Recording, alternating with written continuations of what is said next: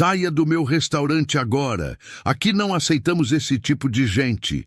Essas palavras ecoaram pelo salão dos sabores de Minas, deixando todos em silêncio. O autor da frase era Pedro, o dono do restaurante, e o destinatário não era um cliente qualquer. De pé, no meio do salão, com olhares de todos voltados para ele, estava Nicolas Ferreira, político conhecido por suas opiniões polêmicas e por nunca fugir de um confronto. O motivo da expulsão? Uma simples camiseta do Brasil. Os clientes perplexos observavam a cena como se assistissem a um espetáculo. Uns cochichavam, outros gravavam com os celulares. Mas o que ninguém esperava era a reação de Nicolas. Ele respirou fundo, ergueu a cabeça e com uma calma surpreendente respondeu: "Se é isso que você quer, eu saio. Mas antes, posso fazer um pedido?" Essa simples pergunta intrigou a todos. Pedro cruzou os braços, impaciente, mas curioso. "Que pedido?" Nicolas apontou para fora, onde um homem visivelmente maltrapilho encarava o restaurante pela janela. "Deixe-me pagar um almoço para aquele homem antes de ir." O pedido inesperado fez o dono hesitar. Os olhares no salão se voltaram para Pedro, que, após alguns segundos de reflexão, respondeu com desdém: "Faça o que quiser, mas depois vá embora." Mal sabia ele que aquele momento mudaria sua vida e a de todos os presentes para sempre. Nicolas levantou-se e foi até a porta, chamando o homem que olhava para dentro com olhos famintos. "Ei, amigo, vem cá." O homem hesitou, olhando em volta para ver se Nicolas falava mesmo com ele. Quando percebeu que sim, ele apontou para si, como quem pergunta: "Eu?" "Sim, você", confirmou Nicolas com um sorriso. "Hoje você vai almoçar aqui comigo." O homem deu alguns passos incertos até a porta, claramente desconfortável. Suas roupas estavam gastas, os sapatos tinham buracos e o cheiro de quem vivia na rua era inconfundível. Alguns clientes franziram o nariz, outros cochicharam. Pedro, o dono do restaurante, ergueu as sobrancelhas, incrédulo com o que via. "Senhor, eu não sei se posso", começou o homem olhando para os próprios pés. "Pode sim", respondeu Nicolas com firmeza, segurando a porta aberta. "Hoje é um dia especial."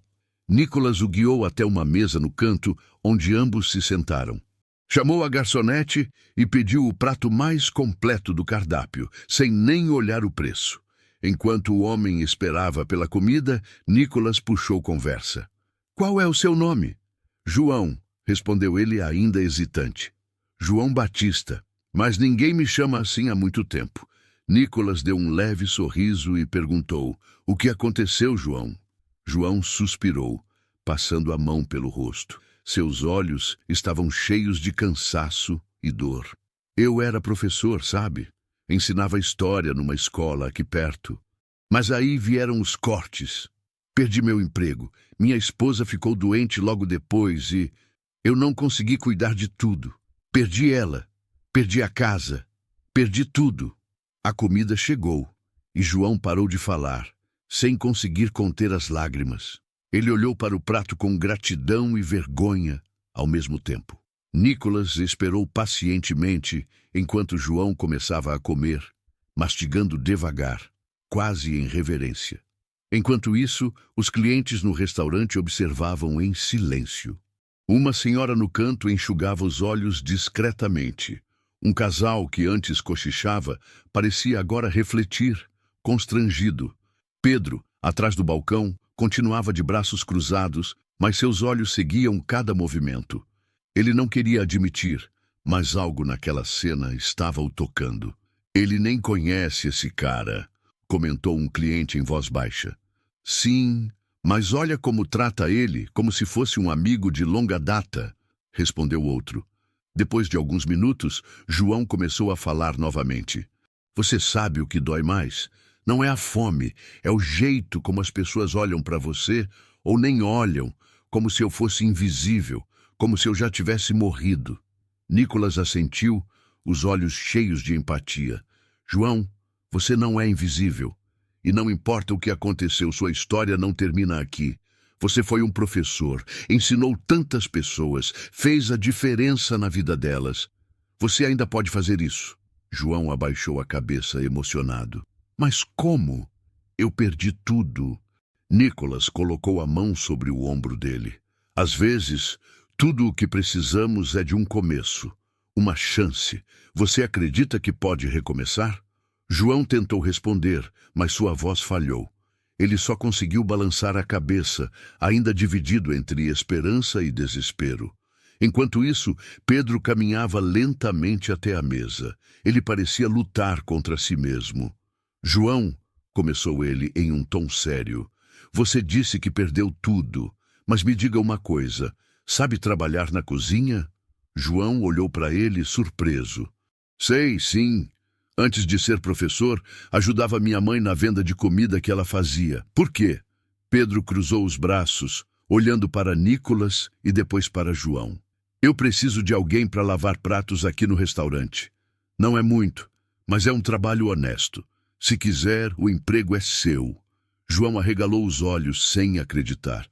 Sério? Você está me oferecendo uma chance?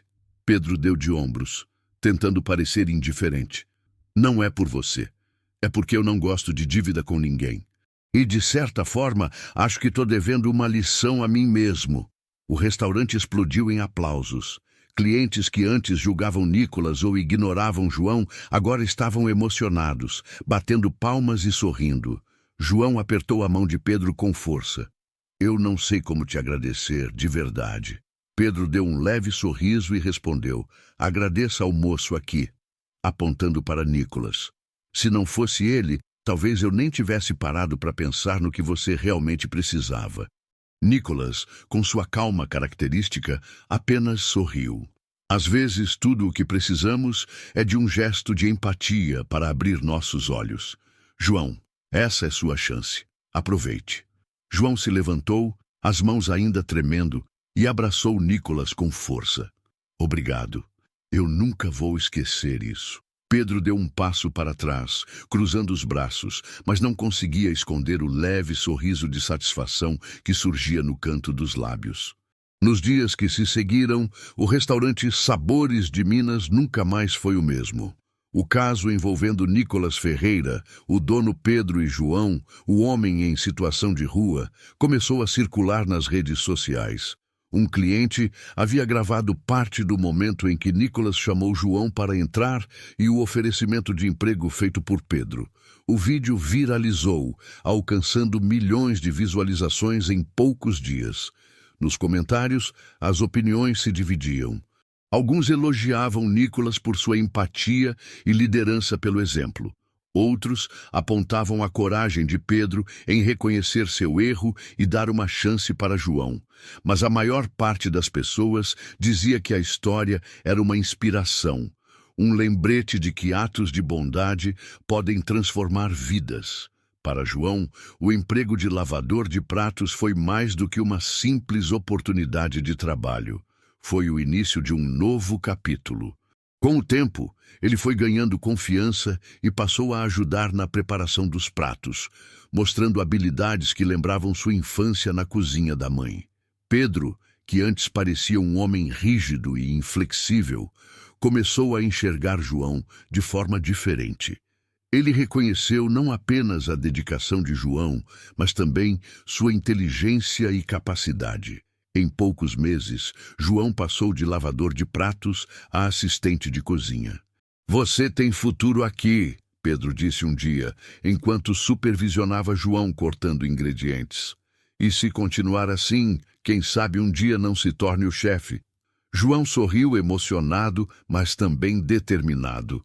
Ele sabia que essa oportunidade era única e estava decidido a fazer jus à confiança depositada nele. Para Pedro, o impacto do que aconteceu naquele dia com Nicholas foi profundo.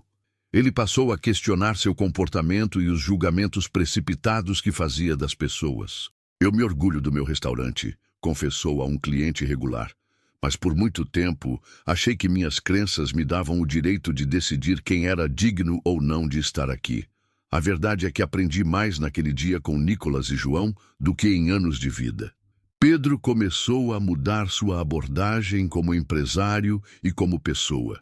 Ele instituiu um programa no restaurante para distribuir refeições aos moradores de rua da região uma vez por semana. Não é caridade, explicava aos funcionários. É humanidade.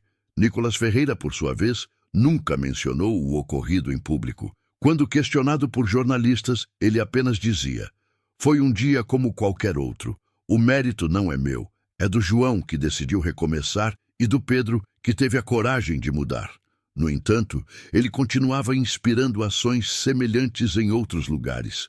Sua atitude naquele dia se tornou um exemplo de que, independentemente de crenças ou divisões ideológicas, a empatia e a bondade podem unir as pessoas. Meses depois, João passou a liderar o programa de refeições para moradores de rua no restaurante. Sempre que podia, ele compartilhava sua história com aqueles que vinham buscar um prato de comida. "Eu sei como é estar do outro lado", dizia ele, "e sei que às vezes tudo o que precisamos é de uma chance." O restaurante prosperava, não apenas financeiramente, mas como um espaço de acolhimento. Pedro e João formaram uma amizade baseada no respeito e na admiração mútua, mostrando que mesmo as diferenças mais profundas podem ser superadas com empatia e ação. A história de Nicolas, Pedro e João se tornou uma lembrança viva de que a transformação começa com pequenos gestos. O vídeo que viralizou ainda circulava na internet, inspirando pessoas a repensarem suas próprias atitudes e preconceitos.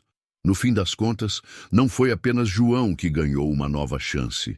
Pedro ganhou uma nova perspectiva. O restaurante se tornou um símbolo de inclusão. E Nicolas reforçou a importância de ações que vão além das palavras. "Um gesto de bondade não muda o mundo", disse João em uma entrevista.